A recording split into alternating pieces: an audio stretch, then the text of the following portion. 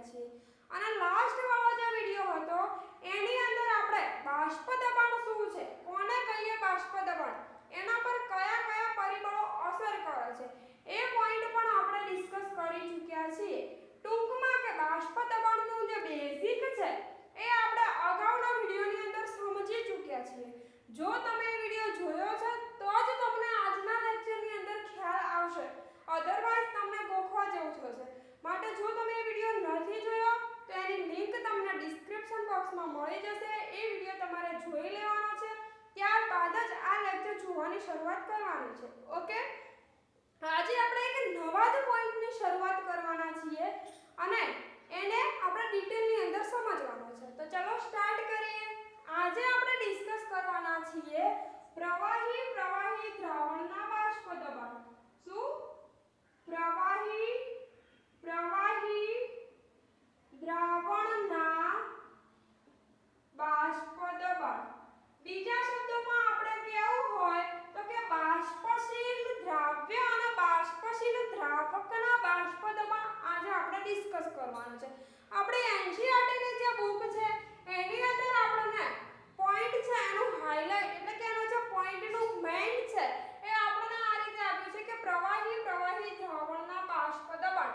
આપણે એ રીતે પણ લખી શકીએ અથવા કરીને કે બે બાષ્પશીલ પ્રવાહીના બાષ્પ દબાણ। હવે આના માટે આપણે એક સમીકરણ તારવવાનું છે, પણ એની પહેલા શરૂઆતની અંદર આપણે કેટલાક પોઈન્ટ સમજી લઈએ। જેમ કે અહીંયા મને પ્રવાહી દ્રાવણ મતલબ કે જેની અંદર દ્રાવ્ય પણ મારો પ્રવાહી હશે અને દ્રાવક પણ પ્રવાહી હશે એવા દ્રાવણનું બાષ્પ દબાણ મને શોધવાનું કહ્યું છે। તો હું અહીંયા લખું છું, સપોઝ કે અહીંયા મારું છે દ્રાવણની અંદર બે પદાર્થ હોવાના। આપણું જે યુનિટ છે એ ટોટલી યુનિટ દ્વિઅંગી દ્રાવણો પર આધારિત છે, મતલબ આપણે અહીંયા દ્રાવણની અંદર બે જ ઘટકોનો અભ્યાસ કરવાનો છે, જેની અંદર એક તો આપણો દ્રાવક જ હોવાનો અને બીજો મારો દ્રાવ્ય પદાર્થ હોવાનો। હવે આમ તો દ્રાવ્ય પદાર્થ જે છે એ એક કરતા વધારે હોઈ શકે છે, પણ આપણી જે એનસીઈઆરટી ની બુક છે એની અંદર દ્વિઅંગી દ્રાવણનો અભ્યાસ કરવાનો છે, મતલબ એક મારો દ્રાવક હશે તો બીજો મારે એક જ ઘટક લેવાનો છે, એક કરતા વધારે નથી લેવાનો। કેમ? આપણે દ્વિઅંગી દ્રાવણ કોને કહીએ છીએ? દ્વિઅંગી દ્રાવણ કે જેની અંદર બે ઘટક રહેલા હોય એને આપણે દ્વિઅંગી દ્રાવણ કહીએ। એક તો મારો શું છે દ્રાવક, તો બીજો ઓબ્વિયસલી શું હોવાનો? દ્રાવ્ય। હવે દ્રાવક હંમેશા એક હોય, ખાસ યાદ રાખજો, દ્રાવક જે છે એ હંમેશા એક જ હોય દ્રાવણની અંદર, દ્રાવ્ય એક કરતા વધારે હોઈ શકે છે। હવે અહીંયા દ્વિઅંગી દ્રાવણની અંદર મારા દ્રાવક એક છે અને સાથે મારે એક લેવાનો છે દ્રાવ્ય પદાર્થ। બંને કેવા છે? તો બંને બાષ્પશીલ પ્રવાહી છે। કેવા છે? બાષ્પશીલ પ્રવાહી। અને અહીંયા મારો જે દ્રાવ્ય પદાર્થ છે એ પણ બાષ્પશીલ પ્રવાહી છે, બાષ્પશીલ પ્રવાહી। હવે સપોઝ હું મારો દ્રાવ્ય પદાર્થ છે એનું નામ આપું છું 1 અને જે મારો દ્રાવક છે એને હું બાષ્પશીલ પ્રવાહીને કહું છું 2। હવે મેં બે પાત્ર લીધા છે, આ મારા બે પાત્ર છે, સપોઝ એક પાત્ર છે અને આ મારું બીજું પાત્ર છે, જેની અંદર આ જે પાત્ર 1 છે એની અંદર મેં શું ભર્યું છે તો કે બાષ્પશીલ પ્રવાહી ભર્યું છે, પણ જે શેના તરીકે બિહેવ કરે છે? દ્રાવ્ય તરીકે બિહેવ કરે છે। તો અહીંયા મેં મારો દ્રાવ્ય ભરી દીધો છે કે જે કેવો છે? બાષ્પશીલ છે। હવે મેં એક પાત્રની અંદર અલગથી દ્રાવ્ય ભર્યું છે, એની અંદર બીજો કોઈ પણ પદાર્થ હાજર છે નહીં, ઓન્લી ફોર દ્રાવ્ય, અને એ પણ બાષ્પશીલ પ્રવાહી, એક જ ઘટક હાજર છે। તો એના માટે હું એનું જે બાષ્પ દબાણ હશે, અહીંયા પાત્રને મેં બંધ કરેલું છે, તો એના માટેનું જે બાષ્પ દબાણ હશે એને હું કહીશ P01। શું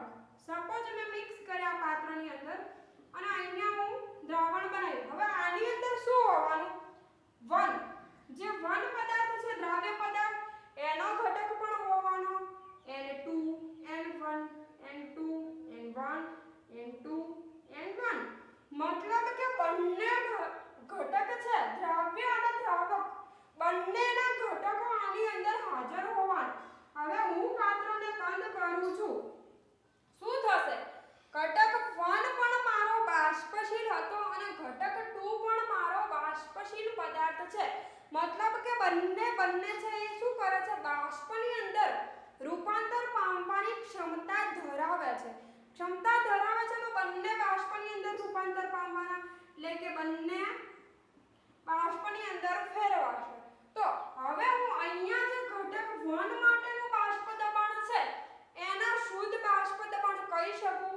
ચલો મને આન્સર કરો વિદ્યાર્થી મિત્રો કોમેન્ટ સેક્શનની અંદર આન્સર કરો કે હું એને શુદ્ધ પદાર્થ કહી શકું ખરા ના કહી શકું બેટા કેમ ના કહી શકું કારણ કે અહીંયા મેં બંને પદાર્થને મિક્સ કરી દીધા છે હવે મિક્સ કર્યા છે તો હું અહીંયા આંશિક દબાણ શબ્દ મારે વાપરવો પડે શું આંશિક દબાણ ઘટક 1 માટે મારે આંશિક દબાણ કહીશ એટલે કે P1 એવી જ રીતે ઘટક 2 માટે હું કહીશ P2 કેમ મેં આંશિક દબાણ લીધું છે આંશિક દબાણનો મતલબ શું છે આંશિક દબાણનો મતલબ એવો થશે કે મારું જે પાત્રની અંદર જે દ્રાવણ ભરેલું છે એની અંદરથી કેટલોક અંશ જે છે એ મારા ઘટક 1 નો છે એના કારણે કેટલું બાષ્પ દબાણ લાગે છે એટલે હું એને કહીશું આંશિક દબાણ 1 એટલે કે P1 આ બીજો મારો જે ઘટક છે એના કારણે પણ બાષ્પ દબાણ લાગુ પડે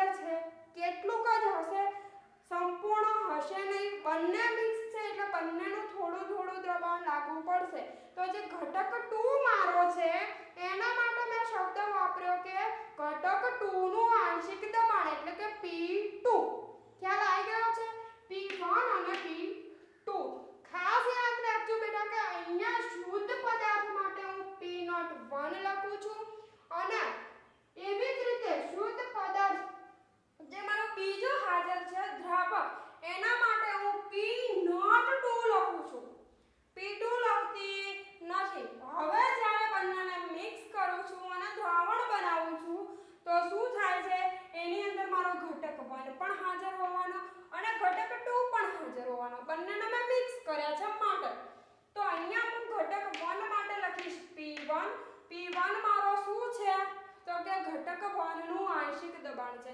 અહીંયા લખી દઉં છું P01 શુદ્ધ પ્રવાહી 1 નું બાષ્પ દબાણ એવી જ રીતે P02 શુદ્ધ પ્રવાહી 2 નું બાષ્પ દબાણ હવે P1 શું છે P1 જે છે એ દ્રાવણમાં રહેલા ઘટક 1 નું આંશિક દબાણ છે શું છે આંશિક દબાણ એવી જ રીતે P2 મારું શું છે તો કે દ્રાવણમાં રહેલા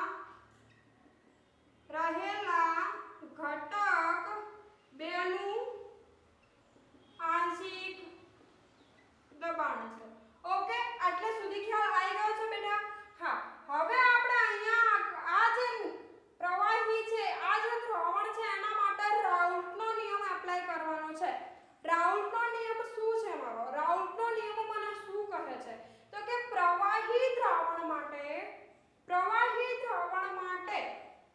એની અંદર રહેલા એટલે કે દ્રાવણમાં રહેલા દરેક ઘટકના આંશિક બાષ્પ દબાણ એ તેની અંદર રહેલા મોલ અંશના સમપ્રમાણમાં છે એવી જ રીતે હું ઘટક 2 માટે લખું તો હું લખી શકું કે P2 ચલે છે ζ2 અહીંયા x નથી ખાસ યાદ રાખવાનું છે અહીંયા x નથી આટલા સુધી લખાઈ ગયું છે આટલા સુધી તમારે લખી લેવાનું છે ખ્યાલ આવી ગયો છે જો નથી ખ્યાલ આવ્યો તો વિડિયોને બેક જઈને ફરીથી જો તેમ છતાં ખ્યાલ નથી આવતો તો તમે કોમેન્ટની અંદર ક્વેશ્ચન કરી શકો છો આટલા સુધી લખી લો આપણે આગળ નેક્સ્ટ પોઈન્ટ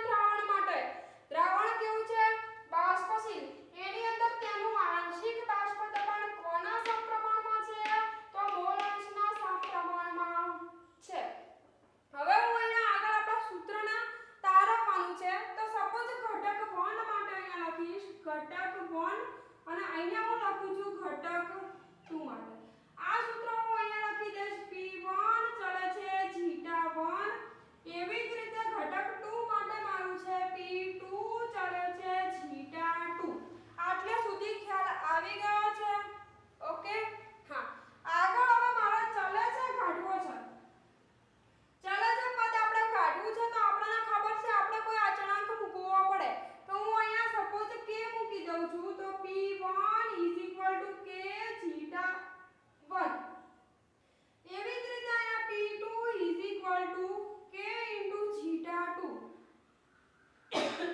હવે અહીંયા તમને પ્રશ્ન થાય કે મેડમ તમે બંને માટે k સેમ લીધો છે પણ બેટા અહીંયા k રહેવાનો નથી k આગળ બીજા કોઈ પદની અંદર કન્વર્ટ થવાનો છે એટલે કોઈ વાંધો આવશે નહીં કોઈ ફરક નહીં પડે હવે જો અહીંયા શરૂઆતની અંદર કે જ્યારે મારો શુદ્ધ પદાર્થ એક હતો એટલે કે મારો જે દ્રવ્ય હતો એ અને બીજો પદાર્થ મારો દ્રાવક હતો તો જ્યારે હું દ્રાવકની અંદર દ્રવ્યમાં ઉમેર્યો નથી ત્યારની વાત છે ત્યારે હું શું ધારી શકું શરૂઆતની અંદર આપણે ધારવાનું છે કે ધારો કે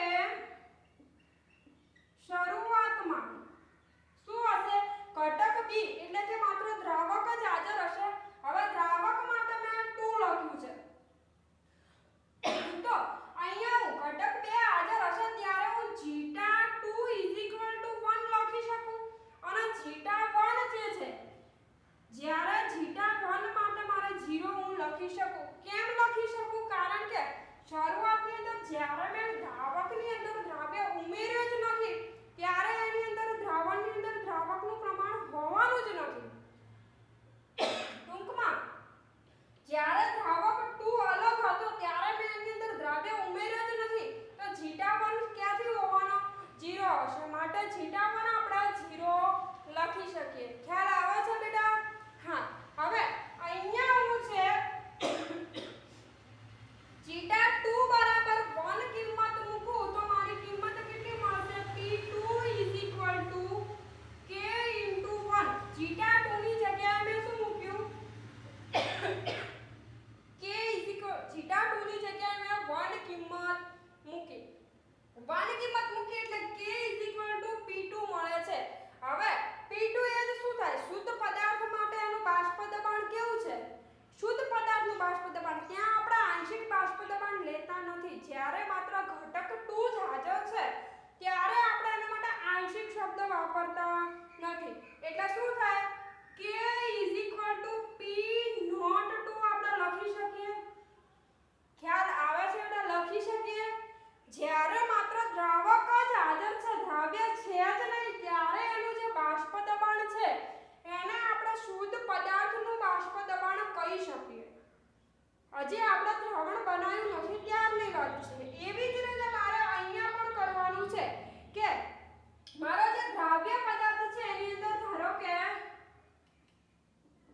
ઘટક 2 ગેરહાજર છે ત્યારે zeta1 1 થશે અને zeta2 0 થશે અહીંયા zeta1 ની જગ્યાએ હું 1 મૂકું તો શું થશે P1 k 1 તો k ની કિંમત મને કેટલી મળશે P01 મળશે કારણ કે શુદ્ધ પદાર્થનું બાષ્પ દબાણ મળશે મને શુદ્ધ પદાર્થ માટે હું P01 મૂકી શકું હવે આ બંને કિંમત મારે આ સૂત્રની અંદર મૂકવાની છે એટલે કે સમીકરણ 1 અને સમીકરણ 2 ની અંદર મૂકવાની છે k ની જગ્યાએ તો જ્યારે આપણે કિંમત સમીકરણ 1 અને 2 ની અંદર k ની કિંમત મૂકીશું એટલે આપણને સૂત્ર શું મળશે P1 P01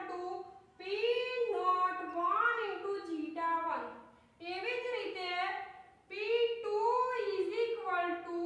P02 zeta2 આ સમીકરણ મને મળી ગયું 4 અને આ સમીકરણને હું નામ આપું છું 3 ખ્યાલ આવી ગયો આટલે સુધી હા હવે આગળ આપણે જોવાનું છે ડાલ્ટનનો આંશિક દબાણનો નિયમ ડાલ્ટનનો નિયમ આપણને શું કહે છે કે કોઈ પણ દ્રાવણ છે તો કોઈ પણ દ્રાવણની અંદર દ્રાવણ કલાનું બાષ્પ દબાણ જે છે કુલ બાષ્પ દબાણ એની અંદર રહેલા દરેક ઘટકના બાષ્પ દબાણ આંશિક બાષ્પ દબાણના સરવાળા બરાબર હોય છે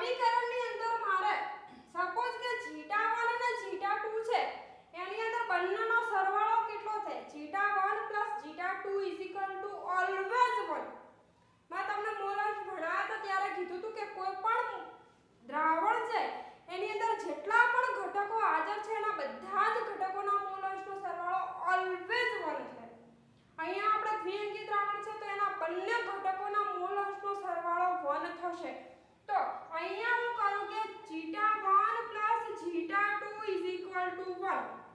હવે હું જીટા 1 ને કરતા બનાવું તો શું થશે 1 - જીટા 2 થાય તો આ મારા સમીકરણનું નામ આપીશ સમીકરણ 6. સમીકરણ 6 ની કિંમત સમીકરણ 5 માં મૂકવાની છે.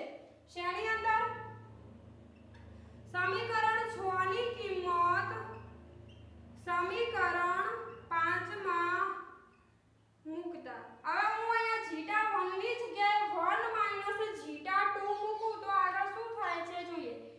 P કુલ = P નોટ 1 * 1 - જીટા 2. આ કિંમત મૂકી મેં અહીંયા પ્લસ P નોટ 2 * જીટા 2. હવે અહીંયા P નોટ 1 છે અને હું બંને પદ સાથે ગુણી શકું એટલે કે 1 સાથે પણ ગુણી શકું અને જીટા 2 સાથે પણ ગુણી શકું. તો મારે અહીંયા બંને સાથે ગુણવાના છે. તો હું અહીંયા ગુણીશ તો મને શું કિંમત મળશે P કુલ = P naught 1 - P naught 1 zeta 2 + P naught 2 * zeta 2. આટલા સુધી લખાઈ ગયું છે બેટા. આટલા સુધી લખી લો. આગળ આપણે જે ફાઇનલ સમીકરણ છે એને તારવવાનું છે. આઈ હોપ કે તમે લખી દીધું હશે. જો નથી લખ્યું તો વિડિયો પોઝ કરીને તમે લખી લેજો. નેક્સ્ટ આપણે અહીંયા હવે સમીકરણની અંદર મારા જે પ્લસ વાળું પદ છે એને હું આગળ લઈશ, માઈનસ વાળું પદ છે એને હું પાછળ લઈ જાઉં છું. તો શું થશે P કુલ = P નોટ 1 પ્લસ P naught 2 * zeta 2 minus P naught 1 * zeta 2. Okay. હવે અહીંયાથી હું જીટા 2 છે એને કોમન કાઢું તો શું થશે P કુલ = P નોટ 1 પ્લસ P naught 2 minus P naught 1 * zeta 2. આ મારું થયું ફાઇનલ સમીકરણ. ખ્યાલ આવી ગયો છે. આ સમીકરણ ઉપરથી આપણને એક્ઝામ્પલ પૂછાતા હોય છે. તો આ સમીકરણ આટલે સુધી આપણે તારવતા આપણને આવડવું જોઈએ. કઈ રીતે આવ્યું એ પણ આપણને ખબર હોવો જોઈએ. નેક્સ્ટ આપણે એક ગ્રાફ જોવાનો છે એ જોઈ લઈએ. અને હજી પણ ડાલ્ટનના નિયમ પ્રમાણે જ્યારે આપણે બાષ્પકલાની અંદર મોલ અંશ શોધવા છે, બાષ્પકલાની અંદર કોઈ વાયુના મોલ અંશ શોધવા છે તો એના માટેનું સૂત્ર શું છે સૌપ્રથમ હું અહીંયા લખી દઉં છું. ત્યારબાદ આપણે ગ્રાફ ડિસ્કસ કરીએ. તો જો ડાલ્ટનના નિયમ પ્રમાણે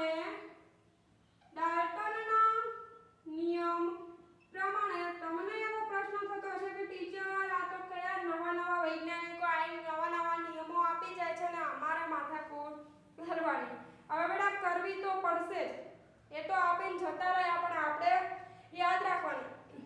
તો ડાલ્ટને આપણને શું કીધું છે કે બાષ્પકલાની અંદર કોઈ વાયુના મોલ અંશ જે છે એ જે પણ વાયુ છે એના આંશિક બાષ્પ દબાણ અપોન એના કુલ બાષ્પ દબાણ જેટલા હોય છે. હવે જેમ કે હું એક્ઝામ્પલ તરીકે લઉં છું તો સપોઝ મારે ઓક્સિજન વાયુ છે એના બાષ્પ દબાણ મારે ઓક્સિજન વાયુ માટે મારે બાષ્પકલાની અંદર એના મોલ અંશ શોધવા છે તો એને હું y વડે દર્શાવું છું. બાષ્પકલાની અંદર વાયુના મોલ અંશને હું y સિમ્બોલ વડે દર્શાવું છું. YO2 P કુલ. હવે અહીંયાથી હું PyO2 ને કરતા બનાવું તો શું થાય YO2 = PO2/P કુલ. મતલબ કે ઓક્સિજન વાયુનું આંશિક બાષ્પ દબાણ અપોન કુલ બાષ્પ દબાણ જેટલા ઓક્સિજન વાયુના બાષ્પકલાની અંદર મોલ અંશ મળશે. એવી જ રીતે મારે હાઇડ્રોજન વાયુ માટે પણ લખવું હોય તો હું લખી શકું કે YH2 * P કુલ. તો એના પરથી આપણે લખી શકીએ કે YH2 એટલે કે બાષ્પકલાની અંદર હાઇડ્રોજન વાયુના મોલ અંશ એ બાષ્પકલાની અંદર તેનું આંશિક બાષ્પ દબાણ અપોન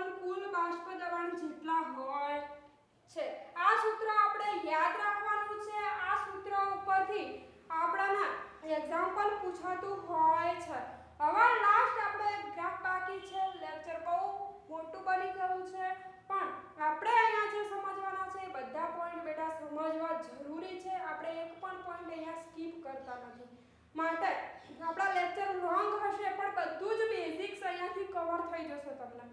ચલો ગ્રાફ સમજી લઈએ.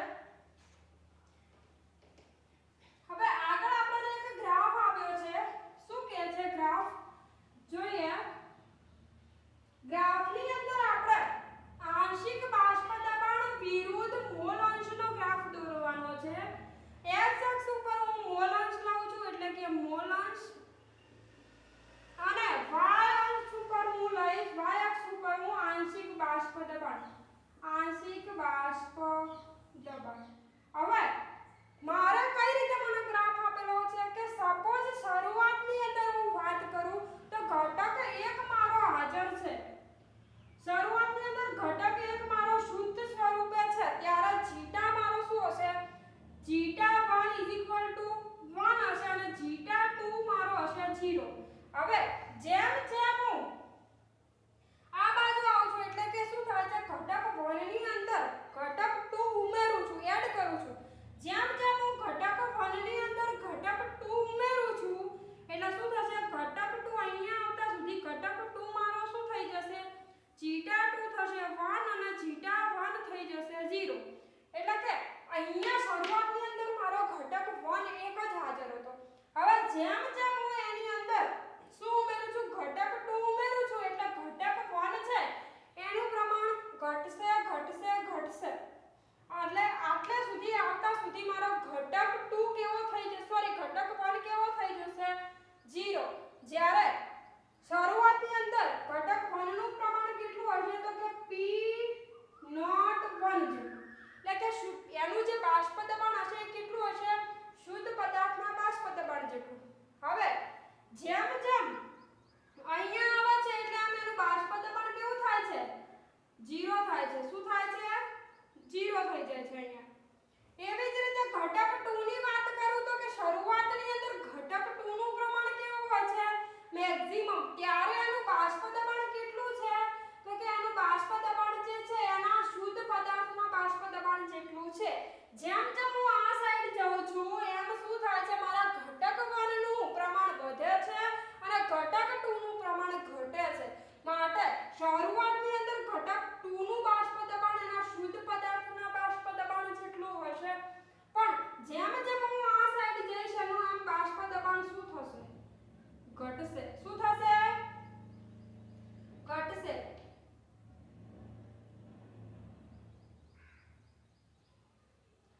હવે અહીંયા મારે ટોટલ બાષ્પ દબાણ લખવું હશે તો કેટલું થશે? આટલું થશે.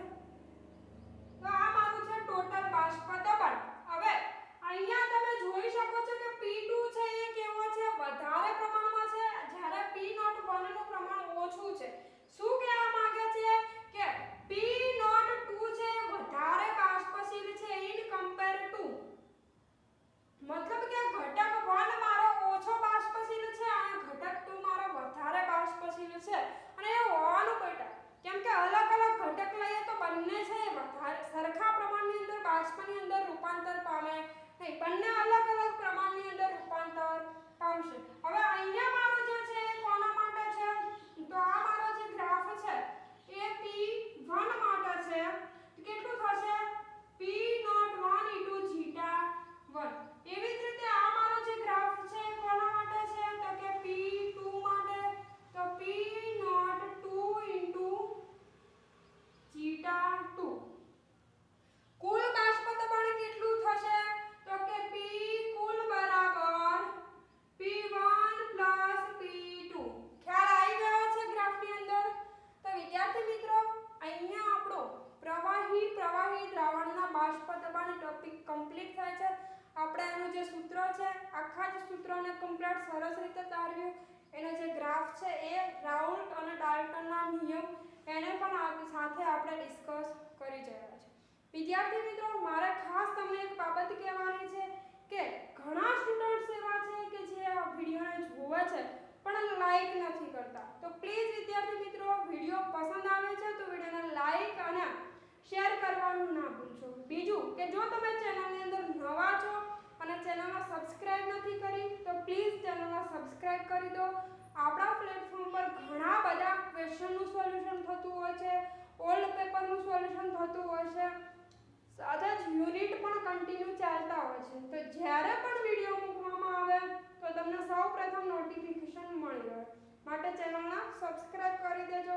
ચલો થેન્ક્સ ફોર વોચિંગ. મળીશું નેક્સ્ટ ટોપિક સાથે. ચલો બાય.